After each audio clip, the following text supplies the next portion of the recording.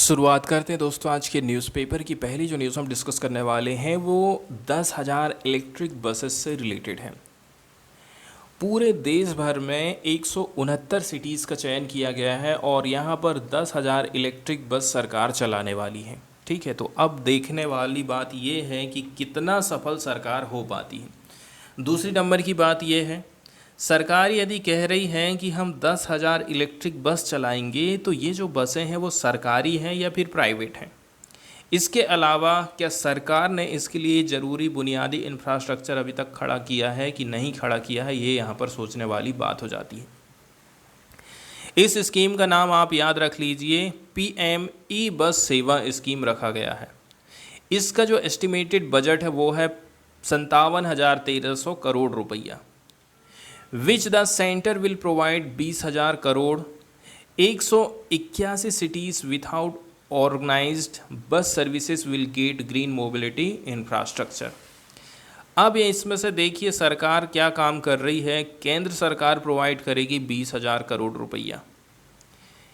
181 cities without organized bus services will get green mobility infrastructure. यदि 181 cities में जहाँ पर आपको organise bus services organised bus services नहीं हैं, इसको दिया जाएगा ग्रीन मोबिलिटी इंफ्रास्ट्रक्चर। जहाँ फैसिलिटी नहीं है वहाँ पर ग्रीन मोबिलिटी इंफ्रास्ट्रक्चर सरकार प्रोवाइड करने वाली है। इसके लिए सरकार 20,000 करोड़ रुपया प्रोवाइड करेगी।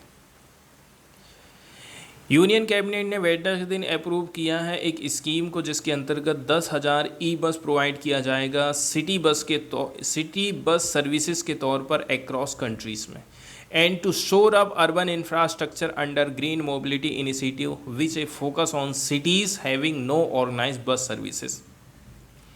नए नए टर्म यहाँ पर सरकार इस्तेमाल करती है घुमाने फिराने के लिए, जैसे कि सरकार ने क्या काम कर दी, ऑर्गेनाइज्ड बस सर्विस। अब ऑर्गेनाइज बस सर्विस क्या हो गई भाई, जहाँ पर फैसिलिटीज़ नहीं है वहाँ पर सरकार इंफ्रास्ट्रक्चर खड़ा करेगी। इसको क्या कह दिया है, ऑर्गेनाइज बस सर्विस नाम रख दिया है। तो सरकार 10,000 ई बस चालू करने वाली है। अब एग्जाम्पल के तौर पर यदि हम बात करें, एक छत्तीसगढ़ के दुर्ग शहर की हम बात करते हैं। जैसे ये दुर्ग शहर है, इसी से लगभग लगा हुआ है भिलाई शहर। ठीक है, इसके बाद सीधे फिर रायपुर हो जाता है। अब दुर्ग से लेकर के भिलाई के बीच में देखा जाए ना, तो बहुत सारे लोगों का आना जाना होते रहता है, लेकिन यहाँ पर सिटी बस नहीं चल रही है। तो जब सरकार गवर्नमेंट बस यहाँ चला ही नहीं रही है, तो इलेक्ट्रिक बस का यहाँ पर यूज़ कैसे करके होगा। सबसे पहले तो ज़्यादातर जो शहर हैं उनको आपको सिटी बस से जोड़ना पड़ेगा, तब जा कर के तो ये स्कीम आएगी। लेकिन अभी कोई शहर को आप जोड़ ही नहीं पाए हो, इसके बाद कह दे रहे हैं हम इलेक्ट्रिक बस सर्विस लेकर के आ रहे हैं। ई बस हम किसको बोलेंगे, ई बस कोई भी ऐसी बस हो सकती है हुज propulsion एंड accessory system are powered exclusively by a zero emission electricity source। तो अब आप यहाँ ये नहीं कह सकते कि ये सरकारी है ये प्राइवेट है इसलिए हम इसको ई बस बोल दे रहे हैं। सरकार कह रही है कि यदि आप अपनी बस को चला रहे हो बिजली से, इलेक्ट्रिसिटी से, इसका मतलब वो है ई बस हो गई है। तो जो प्रधानमंत्री ई बस सेवा स्कीम है, इसका एस्टिमेटेड कॉस्ट आने वाला है 57,613 करोड़ रुपया का। इसमें से 20,000 करोड़ रुपया गवर्नमेंट देने वाली है and remaining will be borne by the state. कुल मिलाकर के इतना बड़ा जो यहाँ पर आपको दिखाया जा रहा है, बड़ी बड़ी चीज़ दिखाई जा रही है, छोटी सी चीज़ ये है, केंद्र सरकार देगी 20,000 करोड़ रुपया। बाकी का कह रहा है कितना हज़ार, 37,613 करोड़ रुपया कह रही है कि स्टेट गवर्नमेंट अपने से खर्चा करेगी। और नाम किसका रहेगा, प्रधानमंत्री का रहेगा यहाँ पर, और केंद्र सरकार का नाम रहेगा। इसके साथ साथ में कहा जा रहा है कि हम सपोर्ट करने वाले हैं बस ऑपरेशंस को 10 डेज़ के लिए। इट विल सपोर्ट बस ऑपरेशंस फॉर 10 ईयर्स, 10 डेज़ बोल दिया मैं। यहाँ पर जो है सपोर्ट मिलने वाला है बस ऑपरेशंस का 10 साल के लिए। एक ऑफिशियल स्टेटमेंट में यहाँ पर बात पता चली है। इसके अलावा इस स्कीम को इम्प्लीमेंट किया जाएगा 2 सेगमेंट में। Information broadcasting minister Anurag Singh Thakur ने ऐसा कहा है। फिर 169 cities 10,000 e buses will be diploid using the public private partnership model. इसके लिए सरकार ने कौन सा मॉडल स्थापित किया है? पब्लिक भी है, प्राइवेट भी है, ठीक है। तो दोनों की पार्टनरशिप यहाँ पर रहेगी, मतलब गवर्नमेंट की भी और यहाँ पर प्राइवेट प्लेयर की भी रहेगी। 169 सिटीज़ चयन किया गया है और 10,000 बस सरकार चलाने का काम करेगी। इसके साथ साथ में 181 अदर सिटीज़ भी शामिल हैं। इसके अलावा इंफ्रास्ट्रक्चर को अपग्रेड किया जाएगा under the green urban mobility scheme. पहले सेगमेंट के अंतर्गत क्या किया जाएगा? इंफ्रास्ट्रक्चर के जो डिपो हैं इनको डेवलप किया जाएगा या फिर इनको अपग्रेड किया जाएगा ताकि सपोर्ट किया जा सके न्यू इलेक्ट्रिक बसेस को। इसमें इंक्लूडिंग है creation of behind the meter power infrastructure such as sub station. इसके लिए सरकार क्या काम करेगी? सब स्टेशन स्थापित करेगी, चार्जिंग की व्यवस्था बनाएगी। इस प्रकार से शुरू में ये काम किया जाएगा। सेकंड सेगमेंट के अंतर्गत the initiative will focus on the bus priority. Second number का जो सेगमेंट रहेगा उसके अंतर्गत बस प्रायोरिटी दी जाएगी, जैसे कि इंफ्रास्ट्रक्चर है, मल्टी मॉडल इंटरचेंज फैसिलिटीज़ है, ऑटोमेटेड फेयर लोकेशन सिस्टम है एंड चार्जिंग इंफ्रास्ट्रक्चर। इनके ऊपर बाद में काम किया जाएगा। इसके बाद वाली जो न्यूज़ हम डिस्कस करने वाले हैं वो सुप्रीम कोर्ट से रिलेटेड है। सुप्रीम कोर्ट की तरफ से एक हैंडबुक रिलीज़ करी गई है, अनवील्स किया गया है सुप्रीम कोर्ट की तरफ से, जिसके अंतर्गत जो जेंडर स्टीरियोटाइप है लॉ से रिलेटेड, लॉ में यदि कहीं पर महिलाओं के प्रति कोई कलंक है, धब्बा है, यदि कोई मानसिकता ऐसी जो जुड़ी हुई है, उसको चेंज करने के लिए सुप्रीम कोर्ट एक हैंडबुक लेकर के आया है। उसमें कहना है कि आप इन शब्दों का इस्तेमाल मत करिए, आप इन शब्दों का इस्तेमाल करिए। इस प्रकार से आप इसको समझ सकते हैं। Career women, fallen women, faithful और obedient wife, eve teasing, hermaphrodite. The Supreme Court has identified these words and many other as gender unjust term and that are often heard in Indian courts. Normally आप इस प्रकार से महिलाओं के प्रति ऐसे word आप यूज़ करते हैं, ठीक है। तो इस प्रकार के जो टर्म यूज़ किए जा रहे हैं ये हमारी मानसिकता को बताता है कि हम महिलाओं के प्रति कैसा सोचते हैं। सुप्रीम कोर्ट का कहना है अब ये जो वर्ड यूज़ किए जाएंगे इनकी जगह में कुछ और ऐसा अच्छा सा यूज़ किया जाना चाहिए ताकि जेंडर न्यूट्रलिटी यहाँ पर हमको दिखाई दे। The top court offer the correct term that should be used instead women, wife, street sexual harassment, intersex. तो कुछ कुछ टर्म ऐसे हैं जिनको सही तरीके से कैसे करके इस्तेमाल किया जा सकता है, उसके बारे में सुप्रीम कोर्ट ने एक हैंडबुक जारी करी है।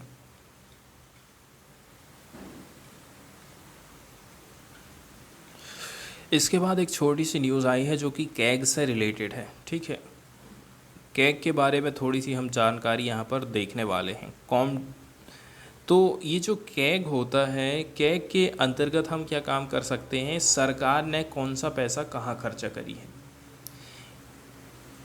एग्जाम्पल के तौर पर देखा जाए, सरकार हमसे टैक्स ले रही है, ठीक है। अब सरकार इस पैसे को कहाँ कहाँ पर खर्चा कर रही है ये इसकी जानकारी हम ले सकते हैं। ये काम कौन करता है? ये काम कैग करता है। तो कैग के बारे में कुछ ना कुछ आते रहता है, इसलिए थोड़ी सी जानकारी हम यहाँ पर देख लेते हैं। कंट्रोलर जनरल, इसको हिंदी में बोलते हैं भारत का नियंत्रक और महालेखा परीक्षक।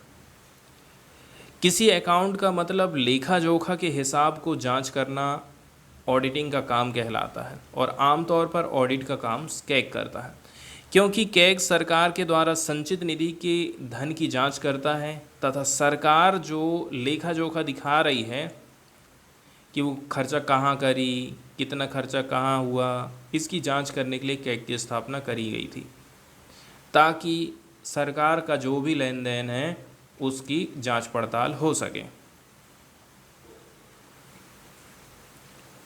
अब हम बात करते हैं नियंत्रक और महालेखा परीक्षक की नियुक्ति कौन करता है। तो इसकी नियुक्ति करी जाती है राष्ट्रपति के द्वारा। अब इतना महत्वपूर्ण इसका पद है, और यदि इसको राष्ट्रपति ही नियुक्त करेगा या फिर प्रधानमंत्री करेगा इनडायरेक्टली तौर पर, तो उतना सही यहाँ पर नहीं नज़र आता है। तो यहाँ पर नियुक्ति करी जा रही है राष्ट्रपति के द्वारा, और ये कार्यपालिका की जांच करता है। जैसे यदि कैग को लगता है कि धन के मामले में कोई अनियमितता है या गड़बड़ है, तो कैग इसकी जांच करेगा। कैग केंद्र में राष्ट्रपति को और राज्य में राज्यपाल को बताएगा कि आपके मंत्रियों ने ये गड़बड़ी करी है, तो राष्ट्रपति इसको संसद में रखते हैं और राज्यपाल इसको रखेंगे विधानमंडल में, और संसद इसे लोक लेखा समिति पीएसी के पास भेजेगा जांच के लिए। पीएसी में कोई मंत्री नहीं होता है, और यदि इसमें कुछ गड़बड़ी पाई जाती है तो कार्यवाही आगे करी जाएगी। दूसरे नंबर की बात यह है, सीएजी सरकार के अलावा सभी वित्तीय लेन देन, मतलब केंद्र और राज्य की जांच करता है। गोपनीय सेवाओं को यहाँ पर छोड़ दिया जाता है, इसीलिए इसको जनता के धन का प्रहरी भी कहा जाता है। भारत के नियंत्रक और महालेखक परीक्षक में दो शब्द हैं, एक है नियंत्रक और दूसरा होता है महालेखा परीक्षक,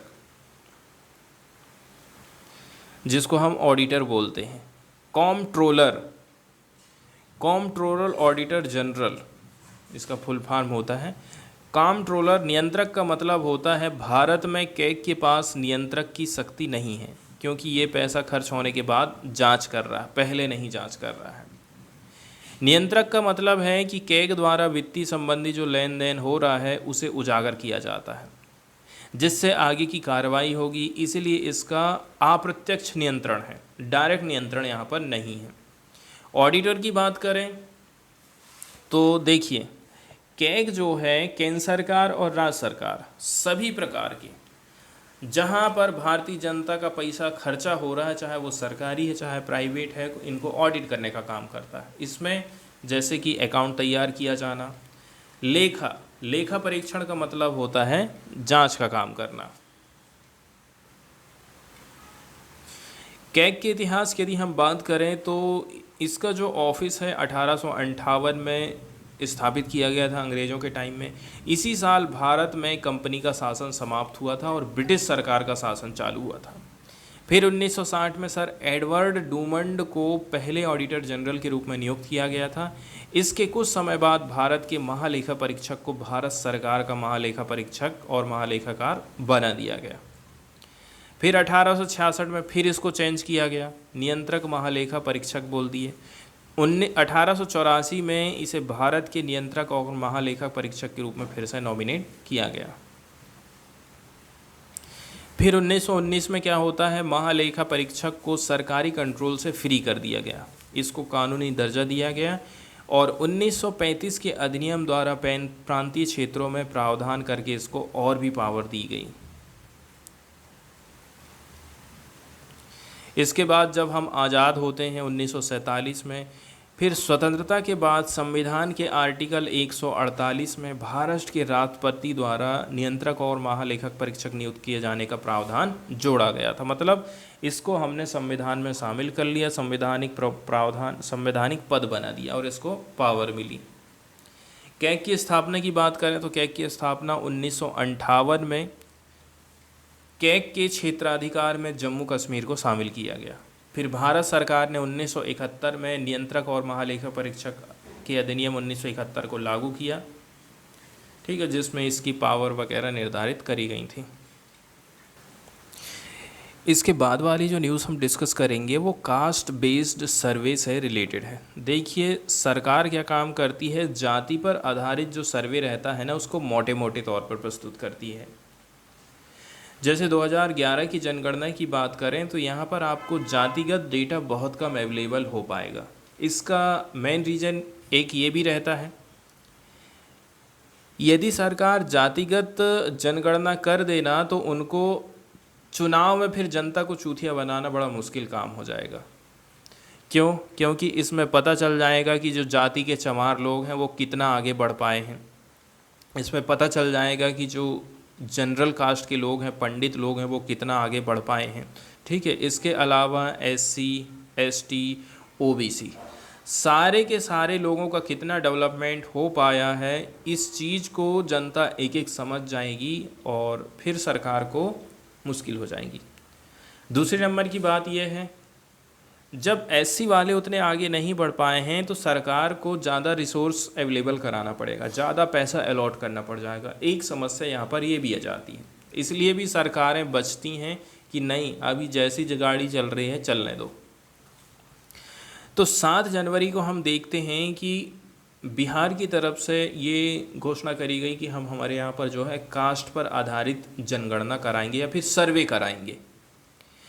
स्टेट गवर्नमेंट ने लॉन्च किया था 2 फेज़ वाला कास्ट सर्वे बिहार में, stating that detailed information on socio economic condition would help create better government policies. यदि हमें ये पता चल जाए कि सोशल कंडीशन कैसी है, इकोनॉमिक कंडीशन कैसी है जाति वाइज, तो इससे सरकार अच्छी तरह से पॉलिसी बना सकती है कि भाई ये जाति नहीं बढ़ पाई है, इसको ऊपर उठाओ, इनके लिए कुछ अलग से अच्छी से स्कीम लेकर के आएँ, जिनको फ़ायदा नहीं मिल पाया है उनको हम फ़ायदा दें। पिछले साल भी जून के महीने में 6 जून को बिहार की गवर्नमेंट ने इशू किया था एक नोटिफिकेशन, ठीक है, following A state cabinet decision on 2 जून 2022 को। तो सर्वे में ये एस्टिमेशन लगाया जा रहा है to collect the socio economic data for population of 12.70 crore in 38 district of Bihar. Bihar के 38 डिस्ट्रिक्ट में ये सर्वे होगा। लगभग 12.5 करोड़ जनता इसमें शामिल होने वाली है। फर्स्ट फेज़ के अंतर्गत देखा जाए जिसमें इन्वॉल्व है हाउस लिस्टिंग एक्सरसाइज, कितने घर हैं, इसको कैरी आउट किया जाएगा 7 से लेकर के 12 जनवरी के दौरान में। इसके अलावा state was in the middle of second phase when the survey was halted due to a stay order from the high court on 4 March. लेकिन अब आप देख रहे हैं कहानी आगे में ट्विस्ट आता है और हाई कोर्ट इसमें स्टे लगा देता है।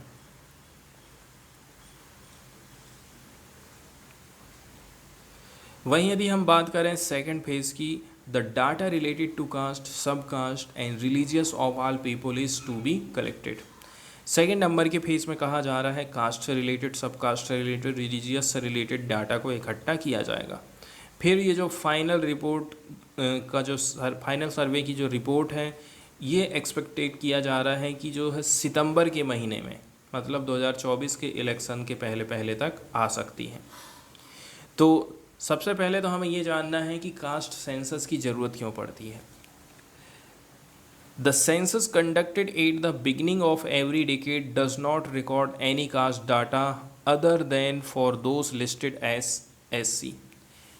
एससी में यदि आपकी जाति आ रही है तो आपका डेटा मिल जाएगा, लेकिन बाकी की जो जातियां हैं उनका क्या हुआ, इससे रिलेटेड कोई डेटा हमको नहीं मिल पाता है। In the absence of such census, there is no proper estimate for the population of OBC, various groups within the OBC and others। मतलब OBC में कौन कौन लोग आ रहे हैं, OBC के अलावा भी कुछ ऐसी जातियां हैं जो कि इसमें शामिल नहीं हो पाई हैं या फिर जिनको शामिल करने की ज़रूरत है, ये सारे डेटा हमको मिल नहीं पाते हैं।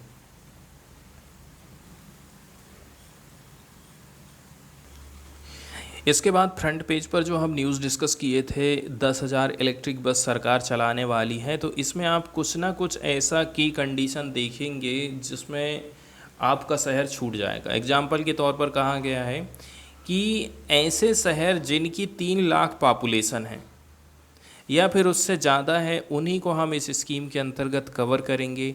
इंक्लूडिंग है all the capital of union territories and the north eastern hill state, मतलब पहाड़ी राज्य भी आ जाते हैं, यूनियन टेरिटरी भी आ जा रहा है। जिस शहर की पॉपुलेशन 3 लाख से ज़्यादा है वहीं पर हम इलेक्ट्रिक बस चलाएंगे, जहाँ कम है वहाँ नहीं चलाएंगे। पहले नंबर कंडीशन ये रख दी गई है। स्टेट या फिर सिटीज़ ये खुद रिस्पॉन्सिबल रहने वाले हैं इस बस की सर्विस को रनिंग कराने के लिए and making payment to the bus operator, और ये ही जो है बस ऑपरेटर को पैसा देंगे। सेंट्रल गवर्नमेंट सपोर्ट करेगा इन बस के ऑपरेशंस को। इसके अंतर्गत वो प्रोवाइड करेगा subsidy to the extent specified in the scheme. लगभग 45,000 से 55,000 डायरेक्ट जॉब जो है expected to generated via this scheme, a statement set. सरकार कह रही है कि लगभग 45,000 से 55,000 जॉब यहाँ से क्रिएट होने वाले हैं।